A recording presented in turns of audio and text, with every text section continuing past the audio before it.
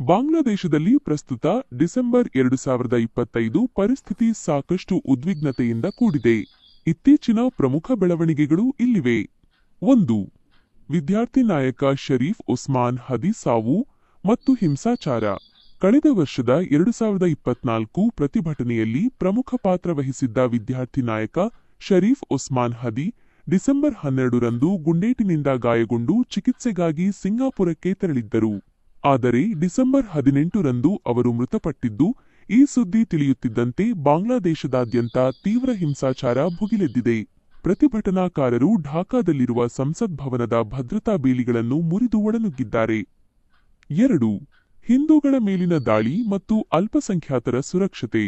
ಮೈಮನ್ಸಿಂಗ್ ಜಿಲ್ಲೆಯಲ್ಲಿ ದೀಪು ಚಂದ್ರದಾಸ್ ಎಂಬ ಹಿಂದೂ ಯುವಕನನ್ನು ಗುಂಪೊಂದು ಕ್ರೂರವಾಗಿ ಹತ್ಯೆ ಮಾಡಿರುವುದು ಭಾರೀ ಆಕ್ರೋಶಕ್ಕೆ ಕಾರಣವಾಗಿದೆ. ಈ ಘಟನೆಯನ್ನು ಮಧ್ಯಂತರ ಸರ್ಕಾರ ಖಂಡಿಸಿದ್ದು ತನಿಖೆಗೆ ಆದೇಶಿಸಿದೆ. ಬಾಂಗ್ಲಾದೇಶದಲ್ಲಿ ಅಲ್ಪಸಂಖ್ಯಾತರ ಮೇಲಿನ ಸರಣಿ ದಾಳಿಗಳು ಭಾರತದೊಂದಿಗಿನ ರಾಜತಾಂತ್ರಿಕ ಸಂಬಂಧದ ಮೇಲೆ ಪರಿಣಾಮ ಬೀರುತ್ತಿವೆ. 3. ಮಾಧ್ಯಮ ಕಚೇರಿಗಳ ಮೇಲೆ ದಾಳಿ.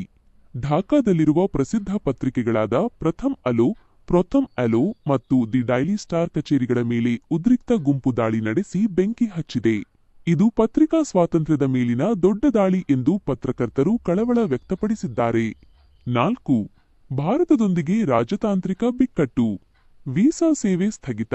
ಭದ್ರತಾ ಕಾರಣಗಳಿಂದಾಗಿ ಭಾರತವು ಚಿತ್ತಗಾಂಗ್ ಮತ್ತು ಖುಲ್ನಾದಲ್ಲಿರುವ ತನ್ನ ವೀಸಾ ಕೇಂದ್ರಗಳ ಕಾರ್ಯಾಚರಣೆಯನ್ನು ತಾತ್ಕಾಲಿಕವಾಗಿ ಸ್ಥಗಿತಗೊಳಿಸಿದೆ. ಭಾರತ ವಿರೋಧಿ ಪ್ರತಿಭಟನೆ.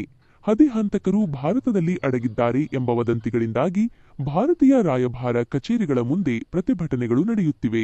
ಸಂಸದೀಯ ಸಮಿತಿ ಕಳವಳ. ಶಶಿ ತರೂರ್ ನೇತೃತ್ವದ ಭಾರತದ ವಿದೇಶಾಂಗ ವ್ಯವಹಾರಗಳ ಸಂಸದೀಯ ಸಮಿತಿಯು ಬಾಂಗ್ಲಾದೇಶದ ಸ್ಥಿತಿಯು 1971ರ ನಂತರದ ಅತಿದೊಡ್ಡ ವ್ಯೂಹಾತ್ಮಕ ಸವಾಲು ಎಂದು ಕರೆದಿದೆ. 5. ಮುಂಬರುವ ಚುನಾವಣೆ. ಮಧ್ಯಂತರ ಸರ್ಕಾರದ ಮುಖ್ಯಸ್ಥ ಮೊಹಮ್ಮದ್ ಯೂನಸ್ ಅವರು 2026ರ ಫೆಬ್ರವರಿಯಲ್ಲಿ ಸಾರ್ವತ್ರಿಕ ಚುನಾವಣೆ ನಡೆಸುವುದಾಗಿ ಘೋಷಿಸಿದ್ದಾರೆ. ಆದರೆ ಪದಚ್ಯುತ ಪ್ರಧಾನಿ ಶೇಖ್ ಹಸೀನಾ ಅವರ ಅವಾಮಿ ಲೀಗ್ ಪಕ್ಷವನ್ನು ಚುನಾವಣೆಯಿಂದ ಹೊರಗಿಟ್ಟಿರುವುದು ಮತ್ತು ದೇಶದಲ್ಲಿ ಕಾನೂನು ಸುವ್ಯವಸ್ಥೆ ಹದಗೆಟ್ಟಿರುವುದು ಚುನಾವಣೆಯ ಪಾರದರ್ಶಕತೆಯ ಬಗ್ಗೆ ಪ್ರಶ್ನೆಗಳನ್ನು ಎತ್ತಿದೆ. ನೀವು ಈ ವಿಷಯದ ಬಗ್ಗೆ ಹೆಚ್ಚಿನ ಮಾಹಿತಿ ಬಯಸುವಿರಾ? ಉದಾಹರಣೆಗೆ, ಅಲ್ಲಿನ ಭಾರತೀಯರ ಸುರಕ್ಷತೆ ಅಥವಾ ಭಾರತ ಸರ್ಕಾರದ ಅಧಿಕೃತ ಪ್ರತಿಕ್ರಿಯೆಯ ಬಗ್ಗೆ ವಿವರ ಬೇಕೇ?